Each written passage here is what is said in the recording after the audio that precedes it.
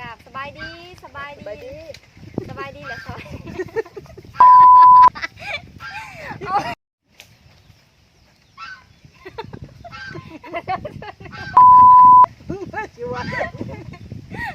เลยพี่น้องฮุบกันเด้อป้ากำลังกินแซ่บแม่สะพ้ายกำลังกินแซ่บเนาะฮุบไปกินอยู่ในโต๊ะนะพี่น้องมาบรรยากาศ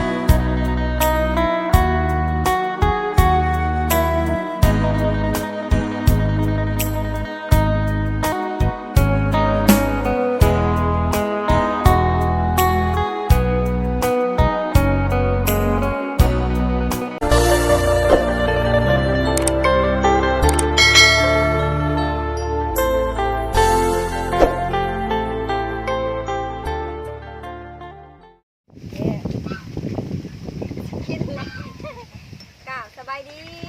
บายดีแหละสวัสดีน้องพี่น้องฟองปลายบนสุดคนเด้อบอกว่าจะเป็นพี่น้องทางฝั่งไทยฝั่งลาวหรือทางต่างประเทศนะยังเนาะสบายดีFCนะแม่FC ตำส้มน้ำตาล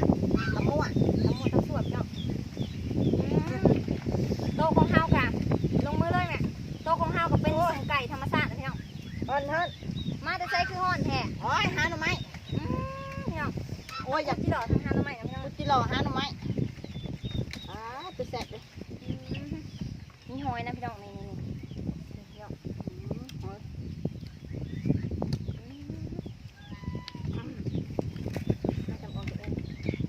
มาพี่น้องเมื่อนี้ซื้อตำส้มมาสู่เพิ่นกินพี่น้องเอ้ยเนาะอยากตำส้มมาเด้อFC บุญทุกคนเด้อหอยตัวใหญ่ๆแล้วพี่น้องปลาโอ้ยน้ำพุ่งออกก็ไม่มีหรอ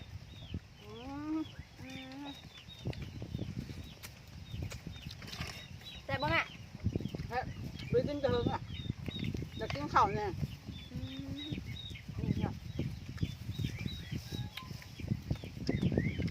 มีบุษายในบุหมักข้าแขว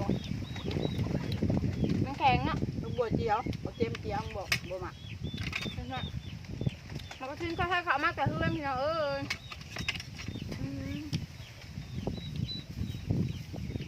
มีก้อนเลือดจำอยู่ทางฝั่งลาวกันหนาตาเป็นประมาณนี้พี่น้องเราหมดดอกชั่วเป็นหอยเพราะ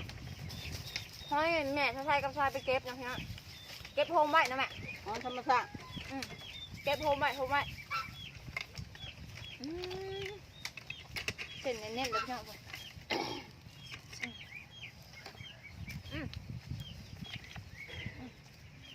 อยากกินข้าวแล้วกัน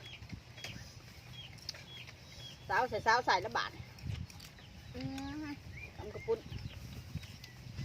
ผักบุ้งก็มาแต่เฮือนพี่น้องนี่จะพักกระหล่ำไว้ปลูก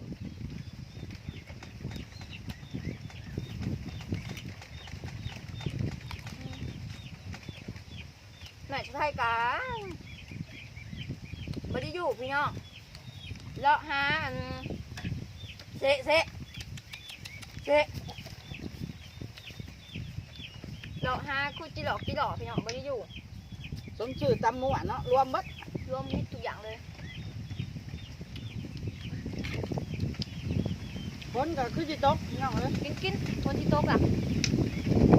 ขออนุญาตเนาะลมเย็นระวังสิ่งกับปุ่นฟาตามันดอกกัน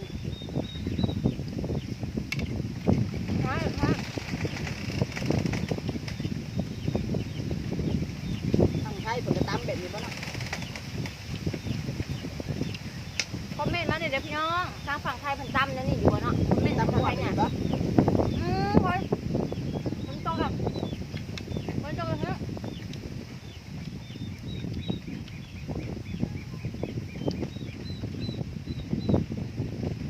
แม่ฝนตกแล้วอ้าวฮุบ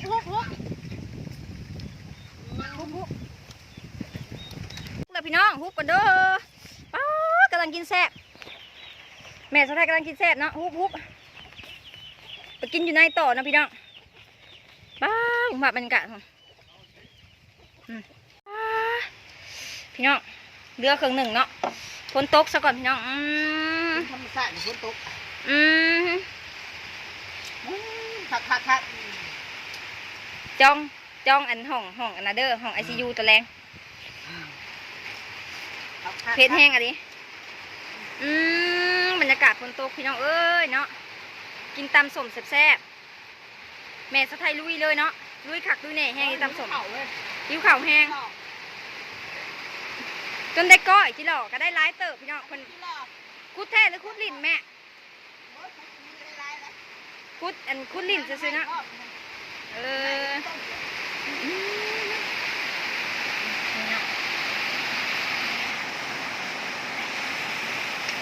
อยู่มาแห้งพี่น้องตอนนี้ค่ะสะไทยยังเพชรอยู่เนาะแห้งว่าพ้นกันเนาะมาจากมากคือมาบาทเดียวเลยจนนั่นอัดคลิปไก่บุกเป็นอัดคลิปพี่น้องบริยินเสียยังเลยเนาะ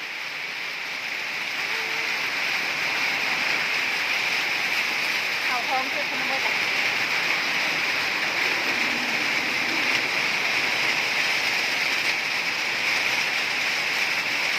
คนตกแห้งอยากเตรียมไปเอาปลาพี่น้องเพราะว่าน้ำล้นไห่เรื่องเนาะน้ำเต็มมันห่วยหอกเนาะเตรียมไปเอาปลาได้เลยพี่น้องเขาใช้กระสีไปหาเก็บหอยเนาะ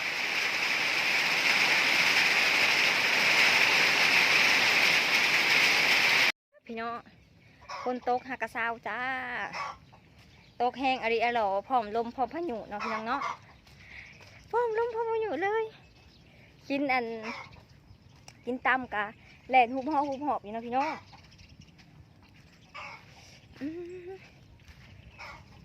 ฝนตกใส่กะสะไทยเลยพี่น้องทิศหน้าก็ได้ลกเลยเด้อกะสะไทยนี่เด้อทิศหน้าก็ได้ลกเลยพี่น้องได้ดำหน้าระบาดนี่เนาะหอดยามดำหายดำหน้าแล้วบะซีลงหายลงหน้าระบาดงามบอกพี่น้องกะสะไทยบ่อยากงามปานนั้นเนาะมันห่างมันบ่ที่นะพี่น้องเนาะหายนี่ก็คือกันไก่ลงไปเหยียบพี่น้องนี่แถวนี้บ่ที่ปานใดแต่พวกหาทีอยู่พี่น้องแต่กะถ้าเบิ่งไปเนาะบัดเพิ่นใหญ่เพิ่นละทิศหน้าพุ่นน่ะก็บ่สิได้อยู่ทางพุ่นก็กำลังอันเคี้ยวขึ้นมาแล้วพี่น้องงัวกะเริ่มลงมาแล้วแม่ใส่กันไหลงัวก็ถึงน้องนะพี่น้องป๊าดยังเพชรอยู่เลยยังเพชรอยู่พี่น้อง สูบออกสูบข่าวอยู่นี่เลยเนาะเพชรแท้เพชรบ่าพี่น้องเอ้ยพวกแม่สะไทยไหลงัวข้างหลังเป็นได้พี่น้องเนาะคลิปนี้สะไทยของสะไทยกะอัน กระถึกหนึ่งน้องเนาะบุญบายน้อยหนึ่งพี่น้องเนาะแต่กะน่าได้ขอบใจพี่น้อง FC ทุกคนเด้อที่ว่าเบิ่งคลิปสะไทยจนจบแต่พี่น้องเนาะ มันอาจจะมาลองต้องแต่งมาลิงกินกองนะพี่น้องแล้วน้องสันแนงกับว่าไปนะพี่น้องคลิปนี้ของสะไทยกะโอ้ยอิ่มน้ำสำราญพี่น้องผู้ใดมีสปอนเซอร์สปอนใจกะส่งเข้ามาได้เด้อพี่น้องตามบะฮุง เสียดายแต่ว่าน้ำแบบฝนตกลงมาโบราณเลยน้ำมันอยู่ห่วยสะไทยมันโบราณนึงเนาะคันว่าน้ำอยู่ห่วยสะไทยลายเลยคือสิได้ปลาลายอยู่พี่น้องปลาก็จะเป็นปลาซิวปลาน้อยหันแล้วพี่น้องเนาะปลาขอพอได้กินอยู่กบเขียดกาเริ่มแล้วพี่น้องเริ่มออกเป็นลูกหวกก็จะเป็นลูกหวกกับเป็นกบแล้ววันนี้เนาะมีแข็งมีคาวไปแล้วเนาะว่าสิไปสอนอยู่บ้านมาซื้อนี่นะว่าสิไปสอนอยู่เนาะแต่กะบ่มีแยง มากัดแยงจนขาดพี่น้องจนว่าไปหาแป๊กอันกลับไปหาแยงเนาะกลับไปหาแยงแล้วก็แยงขาดแล้วก็ยังบ่ทันได้ซื้อพี่น้องเอ้ยถ้าได้เงินมื้ออื่นก็คือก็จะสิซื้อแยงมาสอนลูกหวกให้พี่น้อง FC เบิ่งเนาะเป็นได้ภาพบรรยากาศฝนตกใหม่ๆของบ้านสะไทยพี่น้องอากาศดีอยู่บ่เนาะคอมเมนต์ให้สะไทยดีเด้อพี่น้อง เรื่องตำเรื่องหยังกะหุบหอบถึงงองนะพี่น้องเนาะถ่ายบ่ทันได้เบิด3พลมาอู้อ่ะมาเลยโอ้ยมากับมาเป็นตะย่านโพดนะพี่น้องเนาะทางฝั่งไทยเด้มื้อนี้เนาะวันที่1วันเด็กพี่น้องฝนตกแห้งบ่อยู่ทางฝั่งไทยคอมเมนต์ให้สะไทยทางด้านหลุมเลยเด้อพี่น้องเด้อปลาเดียวสิพาพี่น้อง FC ไปเลาะเบิ่งโหหวยห้องสะไทยเนาะไข่อันหอยเชอรี่พี่น้องหลายนะพี่น้องเนาะกำลังไข่อ้อมแอมแถวนี้อยู่สะไทยวะคันว่าดำไหดำหน้าใส่นะกกข่าวสะไทยคือสิโบยังนะพี่น้องเนาะหอยลายโพดพี่น้องป้าไปเบิ่งกันเลยเนาะว่ามันลายคือสะไทยว่าวอยู่โบเนาะพี่น้องเนาะมืดคืมมาใหม่แล้วพี่น้องฝนยังบ่เศร้าบ่สูงบ่เศร้านะพี่น้องเนาะฝนก็ยังสิตกมาใหม่อยู่พี่น้องเอ้ยนี่เนาะหา6หายที่แม่สะไทยวานบอกว่ามาซื้อนี่ป่งกันเด้เนาะได้อาทิตย์1อาทิตย์ปลายเลยบุแม่สะไทยวานนะออกไวขนาดพี่น้องป้าไปหลอกเบิ่งอยู่แคมหัวพี่น้องเบิ่งไข่หอยสลีหลายพี่น้องเอ้ยแต่ว่ายังบ่ทันได้เห็นหอยซ้ำเนาะเขาเบ้าเขาหลึกไปแล้วพี่น้องเอ้ยสะไทยกินหอยสะไทยเก็บมากับแม่สะไทยโฮมไว้เนาะเธอละหน่วย2หน่วยพี่น้องเด้ปุ๊บทางปุ๊บนี่เท่านั้นแหละพี่น้องไข่เนาะจะเป็นไข่สีบัวแก่ๆสีแดงสินะสีบัวแก่ๆสีบัวอ่อนๆนะพี่น้องเนาะเด้เห็นปะหลายเด้อพี่น้องเด้อหลายพี่น้องเด้เห็นปะนี่พี่น้องแล้วก็นี่เด้แล้วก็นี่น้ำนะพี่น้องแถวบ่อสะไทยยืนนี่ก็มีแต่ว่าถ่ายบ่เห็นนะพี่น้องเนาะไข่หอยเชอรี่ก็หลายพี่น้องซัมซีเข่าอันสมาสิกินเข่าเฮาเนาะเบิ่งตัวหายทางหน้าสะไทยผู้ยายเพิ่นสิไปใส่เด้ยายเพิ่นนี่เนาะยายเพิ่นสิไปใส่อีกเด้ผู้ย่างถือขู่ไปเลยไปพี่น้องติดตามเพิ่นเนาะว่าเพิ่นสิไปใส่อีกไปบ้านก้าพี่น้องไปบ้านก้าบัดนี้ตู้อุปกรณ์บ้านก้าของเพิ่นเนาะป้าไปเบิ่งนำกันพี่น้องบ้านก้าอยู่ทางฝั่งลาวมันเป็นแนวใดนี่เพิ่นเนาะไปกันเลยพี่น้องกะก่อนเฮาสิไปกะฝากพี่น้อง FC เด้อพี่น้องเนาะกดไลค์กดแชร์กด Subscribe ให้สาวไทยนี่นะพี่น้องแล้วก็อย่าเพิ่งข้ามโฆษณาเนาะเพื่อสร้างรายได้ให้สาวไทยสิเอาไปเฮ็ดหอประสาทนะพี่น้องเนาะได้เงินสาวไทยสิเอาไปเฮ็ดอันพระสวรรค์กันคือเฮือนพี่ชายนิดหน่อยนะพี่น้องอยากได้แห้งเลยเงินนะแต่ก็คือสิบ่มีวาสนาดอกพี่น้องได้ซื้อแต่ปูนมากกับบุญหัวสาธุเลยเนาะพี่เด้อเขาเห็ด2-3สั้นเพื่อนเขาแต่ว่าสะไทยนี้สั้นเดียวก็ยังบ่มีปัญญาเห็ดนะเพียงเนาะแต่ในกระแนวอยู่ทงไห่ทงหน้าไปก่อนนะเพียงเนาะอยู่บ่อนธรรมชาติบ่อนหากินอยู่ป่าอยู่ดงใกล้ๆแบบสิเนาะพี่น้องเนาะให้กำลังใจตัวเองนี่แหละหาบ่มีที่ให้แล้วพี่น้องบ่มีเงินเห็ดเรือนเงินที่ซื้อกินแต่ละมื้อก็ยังยากเนาะพี่น้องเนาะบืนไปสู่ซนไปพี่น้องนั่นแหละสะไทยจริงว่าจะพาข่าวโฆษณาสะไทยเด้อเนาะเปิดเพื่อสร้างเราได้สะไทยดอกโฆษณากันเลย1 เหรียญ2 เหรียญก็เอานะพี่น้องหวานก้าพี่น้องเขาอยู่เทิงหันเขาย่านงัวกินนะพี่น้องเขาหวานเขาก็เห็ดหัวเห็ดยังไว้ขักแน่เนาะแต่ว่าสะไทยก็หวานไปตามธรรมชาติตามมีตามเกิดของสะไทยเขาแหละอ้อมกันแซงข้างในเนาะพี่น้องเนาะผักอะลีหวานอีกไห่นึงไห่หวานไห่สุดท้ายแล้วบ่หรือหวานยังบ่ทันได้เบิดหวานสอบนี่ก็พอนะหวานสอบนี่แล้วพอนะพี่น้องเนาะให้แม่เพิ่นจัดการนะพี่น้องเนาะจะไหนสาวไทยหวานลงไปมันสิบ่ถูกใจเพิ่นจะไหนมันสิมาโฮมบ่อนเดียวสาวไทยหวานนะพี่น้องเพิ่นหวานใครนี่เบิ่งพี่น้องโอ้ตะ3สีดำพี่น้องกะแม่สาวไทยหวานเนาะ3สีดำเลยสินะลายไห่ขนาดเลยนะพี่น้องเนาะตอนนี้การลมแห้งในเด้อพี่น้องเด้อเนาะอาจจะเว้าได้ยินแน่บ่ได้ยินแน่นะพี่น้องเนาะลมแห้งอันนี้พายุกำลังสิมาลูกใหม่นะพี่น้องเนาะปุ๊บยังมาอีกลูกหนึ่งเล็กไกลๆพี่น้องเนาะน่าจะตกตอนแรงๆพี่น้องเป็นอะไรพี่น้องการบันก้าอยู่ทางฝั่งลาวเนาะคืออยู่บ่กับทางฝั่งไทยพี่น้อง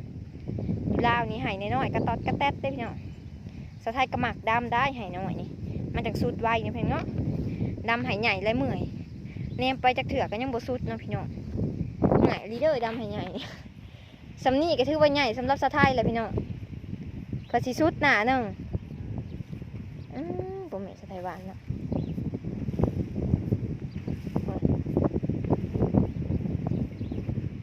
เป็นหวานแบบมืออาชีพ หวานแบบมืออาชีพแฮงนะเพียงเนาะ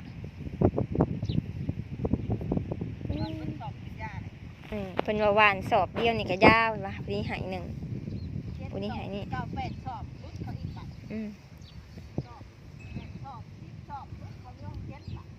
ตะกี้10 ปลาย12ก็เหลือ10จาก10ก็เหลือ7แล้วก็เหลือ6ไปลดลงไปเรื่อยๆนะเพียงเนาะตอนนี้เพิ่นก็เลี้ยงงัวทำอิฐทำออกอะซื้อมาดำโต2 โตนี่แหละพี่น้องคนใกล้ๆเพิ่นขายให้เนาะเพิ่นกระดุดพิเศษให้แล้วก็ออกแม่แพรลูกแม่สะไทยเลี้ยงนะพี่น้องเอ้ยพวกงัวสะไทยออกแม่แพรลูกแล้วก็ได้หลายโตเนาะเฮาสิไปปลูกนาเขาเพิ่นก็สิให้เพราะเพิ่นก็มีสัตว์เลี้ยงของเพิ่นคือกันเนาะพี่น้องแถมหลายกว่าของเฮาอีกซ้ำนะเฮาก็จำเป็นได้ปลูกแถวๆเทียงตัวเองนาตัวเองหรือว่านาเฮือเพียงเนาะแต่ว่าสำนักมันก็ยังบ่ทันได้เพียงพอกับสัตว์นะเพียงเนาะเพราะว่าหญ้ามันยังบ่ได้หลายขนาดนั้นนะงัวควายมันก็ยังบ่ตุ้ยบ่อิ่มพี่น้องเอ้ยจำเป็นนะเพียงเนาะได้ปะให้ปะนาตัวเองซะก่อนบ่พำดำใส่เนาะเราก็เอาไว้ผูกงัวพี่น้องเอาไว้เลี้ยงงัวเนาะก็จะมีประมาณนี้เหตุผลที่เมสไทยนั้นบ่เฮ็ดนาหลายนะเพียงเนาะอีกประเด็นหนึ่งก็คือยังบ่ทันได้มีคนมาเฮ็ดซอยนะเพียงเนาะลูกสาวเดียวก็เดียวผู้นี้แล้เนาะป้าพี่น้องเดี๋ยวสะไทยสิพาไปเลาะเบิ่งงัวนะเพียงเนาะงัวที่สะไทยว่าเมื่อกี้นี้แม่แพ้ลูกแล้วน้องสะไทยกันเนาะเป็นตาลงไปลอยลิ้นแท้นี่เป็นตาลงไปลอยลิ้นคักนี่พี่น้องน้องอันลุงเหี่ยคูดพี่น้องสะไทยคูดเนาะเลิกแท้เลิกหวานแบบนี้ปีก่อนกับเพียงคอปีนี้ก็คือชิกายมีFCอันท่านหนึ่งเนาะเพิ่นถามมาเนาะพี่น้องเนาะถามสะไทยมาว่าสะไทยหันสูงเท่าไรเนาะสะไทยกะว่าตัวเองนะสูงประมาณ1.55 นี่แหละพี่น้องบริสูงเด้อสะไทยเป็นคนเตี้ยเด้อพี่น้องเด้อ บอกตรงๆเลยเนาะเตี้ยลีเด้อพี่น้อง1.50 ปลายพี่น้อง55 ประมาณนี้แหละมาฮอดเดี๋ยว60คือเขาน่ะ60กับสูงถือว่าสูงนะพี่น้องเนาะเดี๋ยวสะไทยบ่ฮอดอะไรเนาะก็เลยจำเป็นซื้อเกิดสูงๆมาใส่พี่น้องปิดบังความเตี้ยของตัวเอง มาเด้อพี่น้องเด้อผู้ใดอยากได้แนวพันธุ์เตี้ยคือชาวไทยก็ได้อันในพันธุ์สูงๆอยู่บนอื่นเด้อพี่น้องบ่ได้อยู่น้ำชาวไทยเนาะพักผ่อนอยู่แดดก่อนพี่น้องโอ้ยแดดว่ะพักผ่อนอยู่ห่มก่อนพี่น้องเดี๋ยวชาวไทยถ่ายน้องชาวไทยเบิ่งเนาะน้ำใสวิ่งเลยดีพี่น้องเดินชาวไทยกับเบิดเท่านี้แหละพี่น้องเอ้ยเนาะเดินโน่นน่ะเรือนี่ก็เป็นน้องเนาะดิเรือหันก็เป็นไหหน้าเนาะย้อนในนั้นเขาจึงปะไหหน้าบางบ่อนนะพี่น้องเนาะบางแจเพื่อให้งัวมันหากินหญ้าในหันนะพี่น้องสีปะไว้แถวเทิงแหละแถวเทิงบนหน้าอันที่ว่าดำแล้วมันบ่งามนะพี่น้องก็สีปะไว้ก่อนแถวหลุมๆนี่บนมีน้ำนี่เขาก็ดำนะพี่น้องเนาะผมมันงามมันมีน้ำค้างตลอดนะพี่น้องเนาะมันเห็นในเขางามส่วนทางเทิงหันน้อยนักน้ำมันสิขึ้นไปค้างอยู่หันนะพี่น้องเนาะฝนตกลงมากับบุดหนึ่งกาซึมลงไปในดินแล้วก็แล้วพี่น้องเป็นจะได้พี่น้องบรรยากาศอยู่นาสะไทยถ้าว่าเป็นตะอยู่ก็มาอยู่นำกันเด้อพี่น้องเอ้ย เป็นตะมาลิ่นอันหางมหอยนะพี่น้องเนาะหาสอนเอาลูกหัวกินปลาหนังปีกปลาเค็มน้องพี่น้องเนาะเป็นตะหมวนขนาดเลยจะได้กาผู้ได้ชิมากับฝากซื้อเบียร์นี่ได้เพียงเนาะซื้อเบียร์มากิน ทรงนี้เฮงเอานะเพียงเนาะเฮงเอาย้อนว่ามีคนมาหลินมีคนมาหาเลยเงาส่วนนี้ทีมงานเฮาก็จะไปทางใดเบิดเนาะส่วนไผมากับไผกับโบมาสะไทยก็เลยรู้สึกเงาถ่ายแต่คนเดียวเบาสุกบรรณากับสบายจะเป็นหยังเหรอเป็นไข่เหมือนว่าเป็นไข่วัดบอกเปิดซีดีสะเบาสุบรรณาก็มาบุดเดียวนะเพียงเนาะมาหลินน้ำนอกซื่อ เพิ่นยังบ่มีเหือมีแห้งถ่ายคลิปน้ำน้องยังว่าทันได้มีเหือมีแห้งไปหลอกพี่น้องเลยได้ก็ฝากติดตามเพิ่นนี่เด้อพี่น้องเด้อเป็นทันใดพี่น้องภาพบรรยากาศที่นาสะไทยเป็นตะอยู่บ่เนาะพี่น้องเนาะสะไทยก็ถ่ายภาพบรรยากาศให้พี่น้อง FC เบิ่งแล้วเนาะเพราะว่าสะไทยก็บ่ได้ไปไสนะพี่น้องแม่งอะนะแม่งบี้พี่น้องสะไทยก็บ่ได้ออกไปไสเนาะส่วนหลายก็ออกไปซื้อน้ำก้อนบ่หรือว่าไปแถวใกล้ๆนะพี่น้องเนาะแล้วก็กลับมาอยู่หน้ามาเห็นเวียกมีซอยเมสะไทยแล้วก็ถ่ายคลิปให้พี่น้อง FC เบิ่งนี่แล้วเนาะไปลินไปเที่ยวคือเขาสะไทยก็บ่มีโอกาสไปเนาะแล้วก็ผู้ทางไปสิไปทางไหนก็บ่รู้พี่น้องเอ้ยแต่เขาสิแบบขึ้นรถซ้ายใดไปแบบใดก็บ่รู้เลยนะพี่น้องเนาะก็ได้ไปถ่ายภาพบรรยากาศให้พี่น้อง FC เบิ่งนี่แหละและได้ก็ขอบคุณหลายๆเด้อพี่น้อง FC เด้อที่ติดตามสะไทยมาตลอดนะพี่น้องเนาะฝากให้ทุกคนนะกดไลค์กดแชร์ให้สะไทยนี่แล้วก็อย่าเฝ้าขามโฆษณาเด้อพี่น้องเด้อเพื่อสร้างรายได้ให้สะไทยเด้อพี่น้องเนาะกล้องสะไทยก็เคลื่อนลงเด้อพี่น้องเด้อสำหรับคลิปนี้หันสะไทยก็สิได้จบลงก่อนนะพี่น้องเนาะมื้อหน้าหาจังมาพอกันไหมบ่ว่าสะไทยสิเฮ็ดคลิปหยังก็ขอให้ทุกคนติดตามสะไทยคือเก่าเด้อหักแพงพี่น้อง FC คือเก่านะพี่น้องเนาะสำหรับคลิปนี้สะไทยขอลาไปก่อนสบายดี